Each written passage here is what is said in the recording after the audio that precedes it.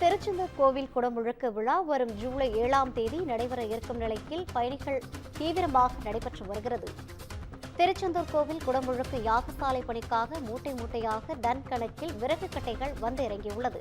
இது குறித்தான கூடுதல் விவரங்களோடு இணைக்கிறார் நமது செய்தியாளர் மணிகண்டன். வணக்கம் மணிகண்டன், கூடுதல் விவரங்களை வழங்கலாம். வணக்கம் ரவீனா. தூத்துக்குடி மாவட்டம் திருச்செந்தூர் அருள்மிகு சுப்பிரமணிய சுவாமி திருக்கோவில் கும்பாபிஷேகம் வரும் 7ஆம் தேதி கோலாகலமாக நடைபெற உள்ளது. இதனைத் தொடர்ந்து இன்று மாலை யாகசாலை பூஜைகள் தொடங்க உள்ளன. இதனை முன்னிட்டு கோவில் வளாகத்தில் யாகசாலை பூஜைகளுக்கு என ஜாதிக்காய், அதிமதுரம், அன்னாச்சி பூ உள்ளிட்ட பல்வேறு 108 வகையான மூலிகைப் பொருட்கள் கோவில் வளாகத்தில் யாகசாலை பூஜையில் போடுவதற்காக வந்துள்ளது. தொடர்ந்து இந்த மூலிகைகள் அனைத்தும் நீண்ட வரிசையில் மூட்டை மூட்டையாக அடுக்கி வைக்கப்பட்டுள்ளது.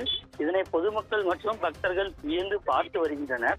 மேலும் இதனை தொடர்ந்து 8000 சதுர அடி பரப்பளவில் பிரம்மாண்டமாக யாகசாலை பூஜைகள் நடைபெறும் இடம் தயாராகி அதற்கான பணிகள் அனைத்தும் முடிவுற்று தயார் நிலையில் உள்ளது.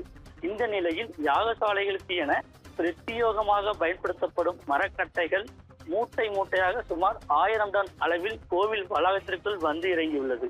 தொடர்ந்து 7 நாட்கள் நடைபெறும் இந்த யாகசாலை முழுவதற்கும் இந்த விறகு கட்டைகள் தான் பயன்படுத்தப்பட உள்ளது. ரவீனா, கூடுதல் விவரங்களை வழங்கியமைக்காக நன்றி மணிகண்டன்.